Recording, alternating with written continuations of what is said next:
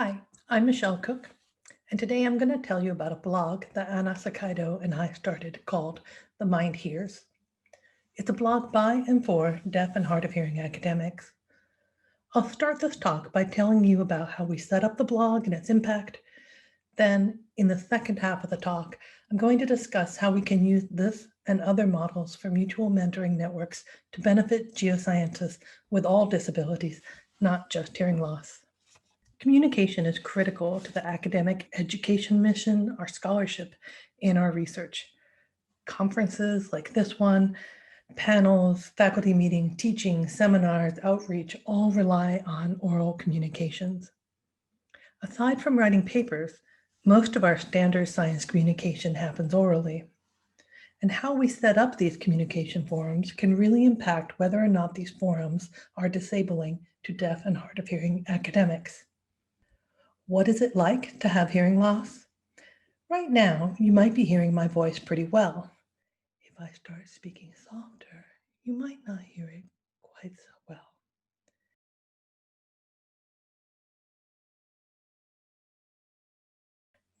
The captions provide multiple modes of communication and can benefit people with deafness, as well as folks with auditory processing disorder and scientists who are learning English.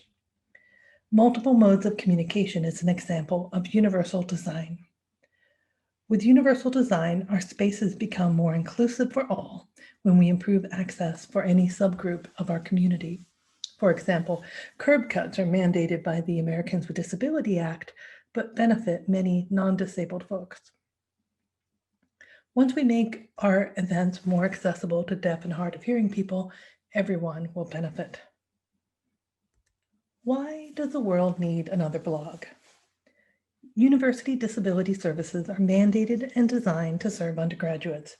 You might have gotten a notification from disability services at your university that a student needed some course accommodation. This is the role of disability services. They also serve graduate students in courses, but when it comes to research accommodations for a grad student, disability services may not be able to help, and disability services do not serve faculty. As a consequence, deaf and hard of hearing academics are often sorting out their own strategies for navigating faculty meetings, conferences, and all those other aspects of communication. Being isolated means we're constantly reinventing wheels and don't have opportunity to learn from one another. So the Mind Hears has two main goals.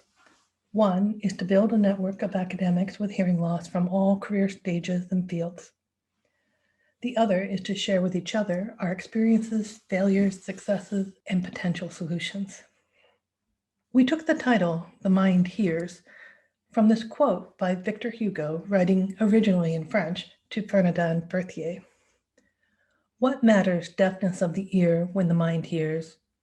The only deafness, the true deafness, the incurable deafness, is that of the mind. We derived the name from this particularly inspirational quote. The blog was launched in September 2018, and we have new posts just about every 3 weeks. To date, we've had nearly 30 posts by a wide range of authors representing the different lived experiences of deaf academics. The blog also includes profiles of various deaf and hard of hearing academics, and you're seeing here some titles of some of our posts. The Sound We Cannot See, Working with Hearing Loss in the Field, was written by a Brazilian grad student in ecology. When to disclose your disability when you're applying for jobs. Captions and craptions for academics. How much listening is too much?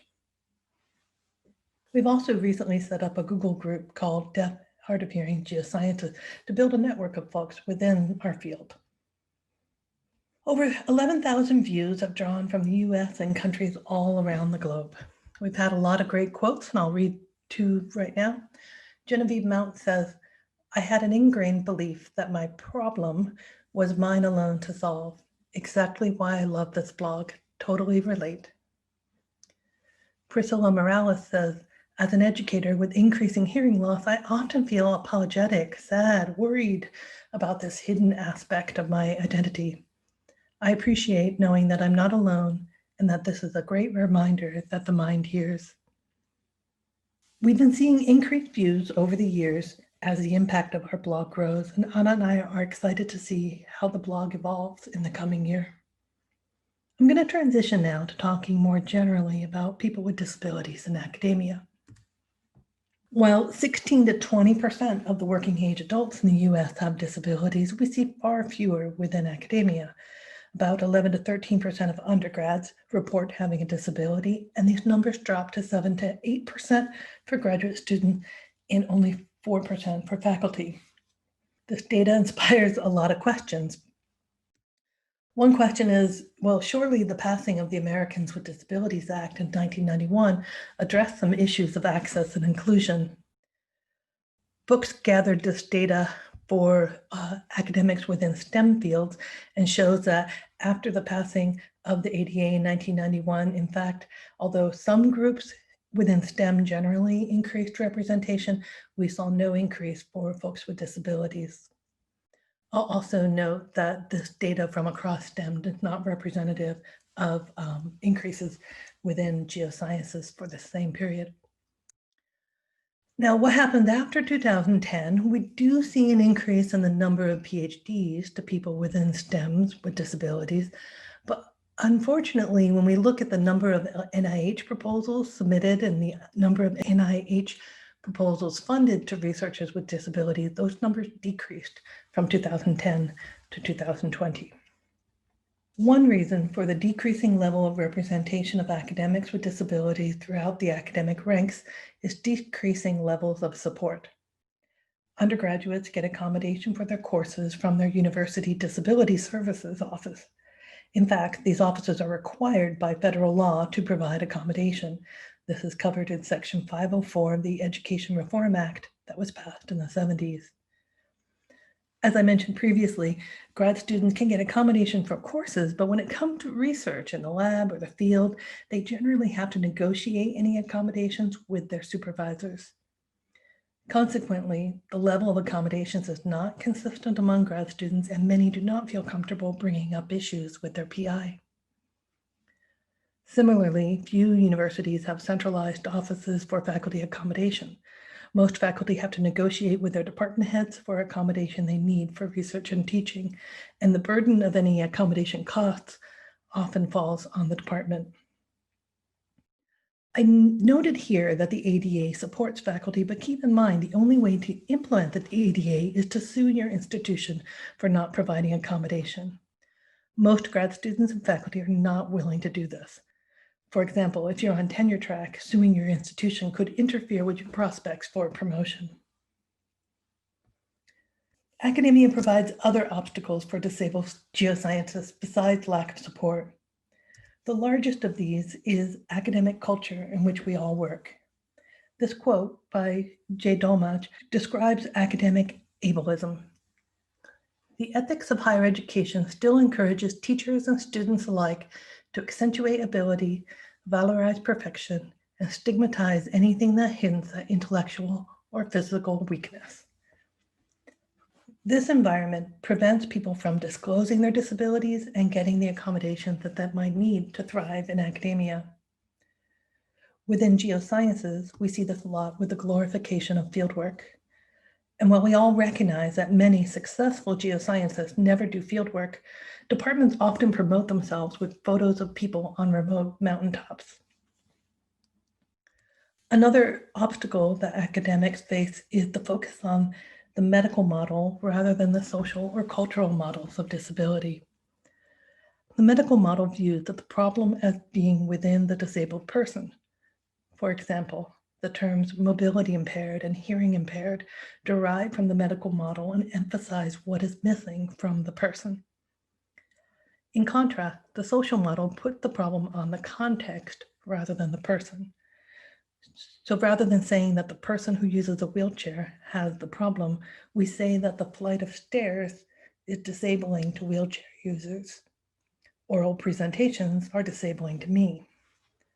The social model puts shared responsibility on all to reduce the disabling nature of our workplace and allows us to work towards universal design. The cultural model, I have that in parentheses, is yet another model that sees folks with disabilities as a culturally distinct, underrepresented, and minoritized group. And the last bullet has underlined this talk, which is the lack of role models and cohorts for building a network of disabled geoscientists. Before I conclude, I want to point out that there is a growing number of resources and networks out there available. The International Association for Geoscience Diversity has done a lot of great work on accessible field trips and classroom access. A variety of conversations are happening on social media that center around disabilities and disabled in STEM. And Slack spaces are starting to assemble communities of geoscientists and other academics with disabilities. If you want to learn more about these resources, feel free to contact me. I'll conclude with 3 thoughts. Our spaces become more inclusive for all when we improve access for any subgroup in our community. What we say and do when we assume there are no people with disabilities present can perpetuate an exclusive culture. And finally, our disabilities have made us better scientists. This quote by Serrato, Marx, and Bayer alludes to the resourcefulness and resilience that you develop as disabled academics, which also strengthen your skills as scientists. I'm going to end with a charge to you. Let's strengthen our mutual mentoring networks and increase diversity and representation of geoscientists with disabilities. Thanks.